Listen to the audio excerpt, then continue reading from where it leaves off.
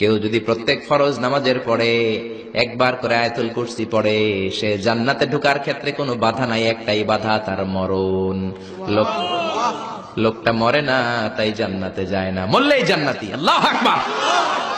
এই জন্য প্রত্যেক ফরজ নামাজের পরে আয়াতুল কুরসি পড়ার দরকার আছে না নাই? It should be a special wazifa for every Muslim at every evening and every morning. After every congregational prayer you offer in mosque, প্রত্যেক জামাতে নামাজের পরে প্রত্যেক মুসলমানের ওয়াজিফা হওয়া দরকার আয়াতুল কুরসি। ইমাম সাহেব সালাম ফিরাবে, সালাম ফেরানোর পরে আপনি আয়াতুল কুরসি পড়বেন। কিন্তু ইমাম সাহেবরা তো সময় দেয় না।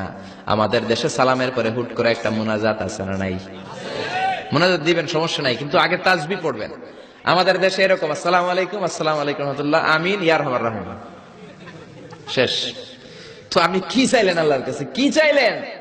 আমিন ইয়া আরহামার রাহিমিন।